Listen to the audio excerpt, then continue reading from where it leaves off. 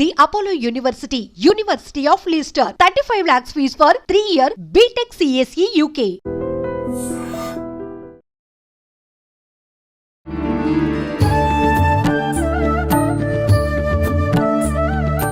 నమస్కారం, welcome to I dream. ధర్మ మార్గం విత్ విజిత కార్యక్రమానికి స్వాగతం. ప్రస్తుతం మనతో పాటు ఉన్నారు ప్రముఖ ఆధ్యాత్మికవేత్త, పంచాంగకర్త బ్రహ్మశ్రీ చిలకమర్తి ప్రభాకర చక్రవర్తి శర్మ గారు. ఇప్పుడు గురుగారితో మాట్లాడి మరిన్ని విషయాలు తెలుసుకుందాం. నమస్కారం గురుగారు. నమస్కారం అమ్మా. గురుగారు, మనకి ఇప్పుడు రాబోయే మాసంలో అంటే సెప్టెంబర్ మాసంలో గ్రహణం ఏదో ఉంది అని చెప్పంటున్నారు. ఈ గ్రహణ ప్రభావం ఏ ఏ ప్రాంతాలపైన ఉంది, ఈ గ్రహణం యొక్క పరిణామాలు ఎలా ఉండబోతున్నాయో వివరించండి.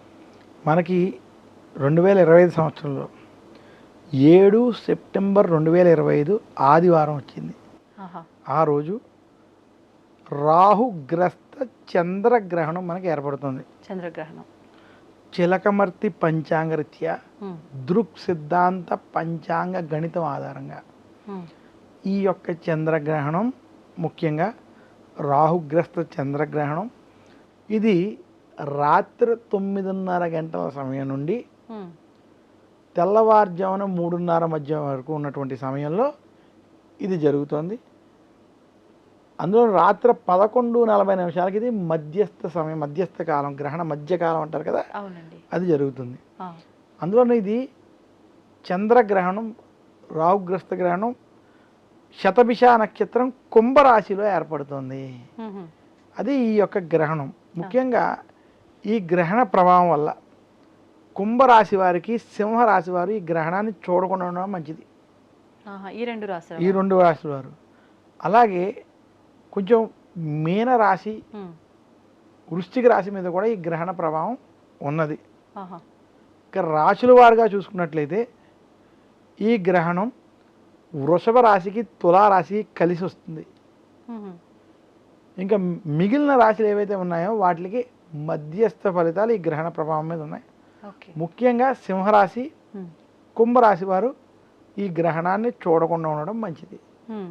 అలాగే ఈ గ్రహణ ప్రభావాన్ని మనం సరిగా చూసినట్లయితే, ఈ గ్రహణం ఏర్పడేటువంటి సమయాన్ని ఆ లగ్నాన్ని బట్టి చూసుకున్నట్లయితే ఈ గ్రహణ ప్రభావం ఇది భారతదేశంలో, అలాగే కొంత దుబాయ్ వంటి దేశాలు, రష్యా వంటి దేశాల్లో ఈ గ్రహణం కనపడుతుంది. చైనా వంటి దేశాల్లో కూడా ఈ గ్రహణం కనపడుతుంది. భారతదేశంలో ఉంది.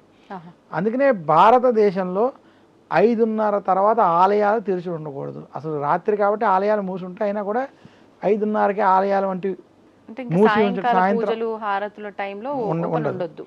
రెండోది, ఈ గ్రహణ సమయంలో ముఖ్యంగా ఇంటిలో కూడా భోజనాలు వంటివి 5:30 లోపు చేసుకుని ఉండాలి. కుదరదు కదండి, లేదు, అలాగే ఆచరించమని మన యొక్క శాస్త్రం. తర్వాత గ్రహణ నియమాలు మనం పాటించుకుంటూ ఉంటాం. గ్రహణ నియమాలు అంటే 5:30 లోపు భోజనాది కార్యక్రమాలు సాయంత్రం అవచేసాం. చాలామంది నేటి తరంలో 7 భోజనం చేయమంటున్నారు. ఆ రోజు 5:30కి మనం ఊహించుకుని తర్వాత ఎలాంటి ఆహార నియమాలు పాటించకుండా గ్రహణానికి పట్టు స్నానం, విడుపు స్నానం చేయడం, గ్రహణ సమయంలో అమ్మవారిని పూజించడం, లేదా గ్రహణ సమయంలో నిద్రపోకూడదని శాస్త్రం. దేవతారాధన వంటి చేయాలి. అసలు గ్రహణం ఒక అద్భుత అవకాశం.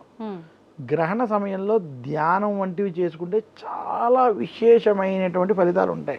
కానీ మనం చూసినంత వరకు సినిమాల్లో వీటి ద్వారా ఆ టైంలో దేవతలు కూడా శక్తులు కోల్పోతుంటారని అంటుంటారు. అవన్నీ నేను మళ్ళీ తప్పుడు ప్రచారాలని, సినిమాలటువంటి వాటిని మనం మన యొక్క జీవితంలో ఆదర్శంగా తీసుకోకూడదు. అందులో చిత్ర విచిత్రాలు అనేక ఉంటాయి. నేను వాటి మీద మాట్లాడిన. కానీ గ్రహణం ఒక అద్భుతమైన అవకాశం.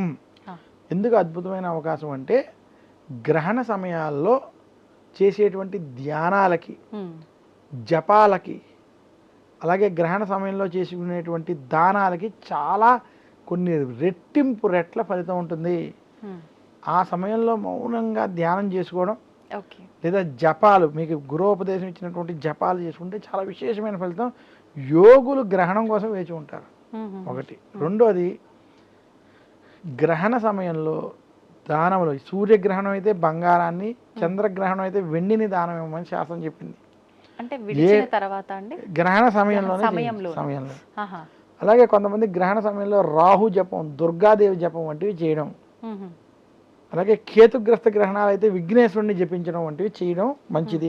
రాహుగ్రస్త చంద్రగ్రహణం కాబట్టి దుర్గాదేవిని, ఓకే. రాహుగ్రహాన్ని, చంద్రగ్రహాన్ని జపించుకొని ఆరాధించడం మంచిది. శివనామస్మరణ చేయడం మంచిది అని. అందులో చంద్రగ్రహణం కాబట్టి శివనామస్మరణ వంటివి చేయడం చాలా మంచిది. అలాగే వెండిని దానం చేయమని ఇటువంటి గ్రహణ నియమాలు పాటించాలి. అలాగే చిలకమర్తి పంచాంగం ఇచ్చే ఈ గ్రహణ ప్రభావం మనం చూసుకున్నట్లయితే ఇందాక రాశుల మీద చూసాం. ఈ గ్రహణ భారతదేశంలో సంబంధించిన చేత ముఖ్యంగా మళ్ళీ ఈ సమయం నుంచి వచ్చే 4-5 నెలల్లో ఉగ్రవాదుల ద్వారా ప్రమాదాలు, మళ్ళీ యుద్ధం వంటివి ఏమైనా జరిగేటువంటి సూచనలు కొంచెం అధికంగా ఉన్నాయి. యుద్ధ వాతావరణాలు, యుద్ధ భయాలు అధికంగా ఉన్నాయి. యుద్ధాలు ఎక్కడైనా ప్రపంచంలో ఆగుతాయి అనుకుంటే ఆగవు, కానీ ఇంకా కొనసాగే అవకాశాలు ఎక్కువ గ్రహణ ప్రభావం వల్ల ఉన్నాయి. 2 ఇన్ఫ్లేషన్ వంటివి ఆర్థిక పరమైనటువంటి ఇబ్బందులు, చిక్కుముడులు ఇంకా ఏర్పడబోతున్నాయి. ఉద్యోగస్తులకి సమస్యలతో కూడుకున్నటువంటి వాతావరణం ఈ గ్రహణ ప్రభావం వల్ల స్పష్టంగా కనపడుతుంది. అందువల్ల ఈ గ్రహణం కొంచెం ఉద్యోగస్తులకి ఆర్థిక పరమైనటువంటి వాటిలో ఇబ్బంది పట్టేటువంటి వాటిలో కొంచెం ఇబ్బందులు కలిగేటువంటి స్థితి ఉన్నది. అలాగే ఈ గ్రహణం భాద్రపద పౌర్ణమి రోజు ఏర్పడడం, శతభిష నక్షత్రం శనికి సంబంధించినటువంటి కుంభరాశిలో ఏర్పడడం చేత దాని ప్రభావం వలన ముఖ్యంగా కొన్ని దక్షిణ రాష్ట్ర ప్రాంతాలలో, హిమాలయ ప్రాంతాలలో వరద బీభత్సాలు, అలాగే సముద్రంలో భూకంపాలు వంటివి కొంత జరిగేటువంటి స్థితి కొంచెం కనపడుతోంది. ఆ పరంగా కూడా జాగ్రత్తలు తీసుకోవడం, అంటే చిన్న చిన్న ప్రమాదాలు మాత్రం ఉన్నాయి. ఇవి ఆ గ్రహణం యొక్క స్థితిని బట్టి. ఇది ఎప్పటి వరకు అండి ఇవన్నీ కూడా ఈ ప్రభావం? ఎప్పుడు? ఒక 3 నెలలు ఈ ప్రభావం ఉన్నది. 2-3 నెలలు ఈ ప్రభావం స్పష్టంగా కనబడుతుంది. ఈ 2 వరకు ఇంకా కొంచెం 2-3 నెలలు ఉన్నటువంటి స్థితి ఉన్నది. సో మొత్తం మీద రాహుగ్రస్త చంద్రగ్రహణం మనకి శ్రీ విశ్వావసు నామ సంవత్సరంలో భాద్రపద పౌర్ణమికి ఏర్పడుతోందని తెలియజేస్తున్నాను. ఓకే, ధన్యవాదాలండి. నమస్కారం అండి. తవ్వండి, తవ్వుతూనే శివలింగం. సరే, దాన్ని అట్లా కప్పేసేయండి, చూపించదండి. మూర్తి పూజ కాదు, సాక్షాత్ బ్రజేంద్ర నందన భగవాన్ ఉన్నారు మూర్తిలో. ఏమీ ఆశించకుండా ఆరాధించే వాళ్ళు కూడా ఉన్నారా ప్రభుజీ? నిజమైన భక్తి అంటే మనకు తెలియదు కాబట్టి